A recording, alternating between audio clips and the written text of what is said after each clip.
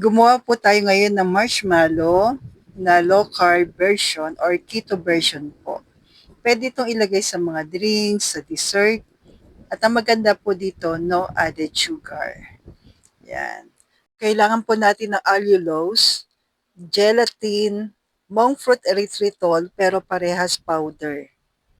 Tapos flex ko na rin po yung ating measuring cup from Grindahan. So una kailangan natin ng 1/4 cup po ng cold water, yung galing sa rep, 3 tablespoon po ng unflavored na gelatin.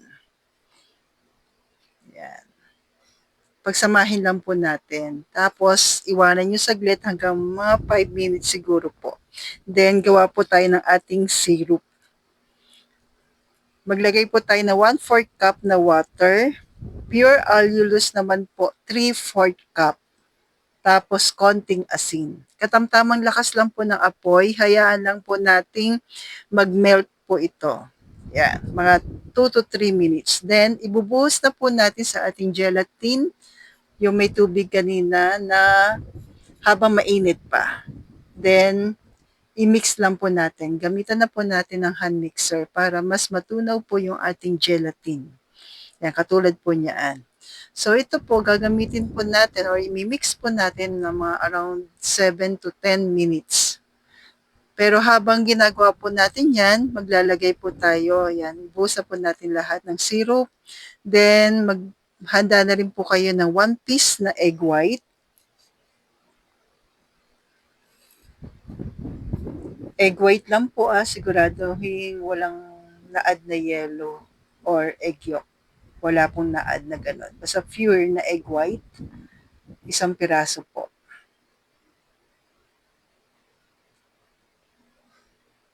And room temp, ibig sabihin hindi galing sa rep. Then, add po tayo ng vanilla, mga 1 tablespoon. Habang minimix po natin. After po ng vanilla, mag-a-add naman po tayo ng 1 tablespoon po ng coconut oil. By the way, lahat po ng ating ingredients ay from Jeddar's Grindahan po.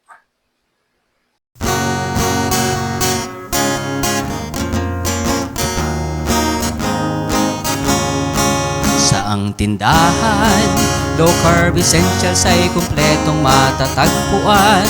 Katulong mo sa pag-ayos ng iyong kalusugan. Tapos po sa isang tray, maglalagay tayo ng monk fruit erythritol na powder.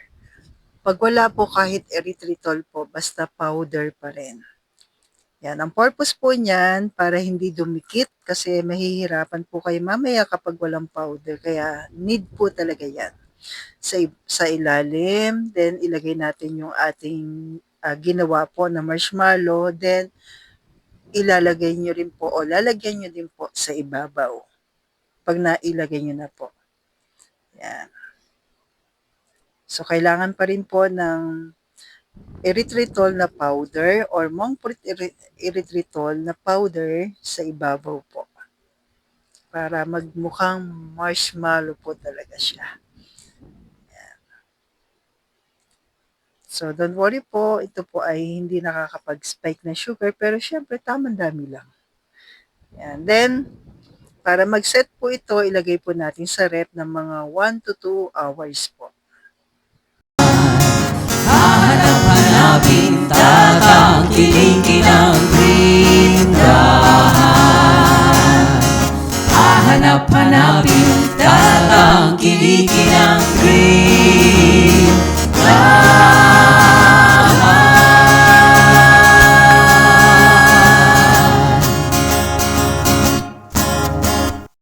Then, slice na po natin according po sa gusto po ninyo. Then, ito po ang sample. Nagluto po ako ng cacao, pure cacao. Lagyan natin ng MCT oil powder, optional. Pero no need na po mag-add ng sweetener kasi yung cacao natin, nilagyan ko na po yan ng sweetener. Then, add na po tayo ng marshmallow habang mainit pa po yung ating cacao. Or sabihin na natin sikwate. Yan, sa buhol kasi sikwate po. Tapos ayun, no? Makikita niyo matutunaw po maigi.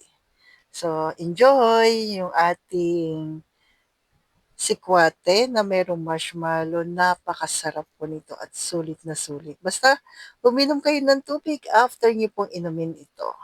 So enjoy and stay low carb.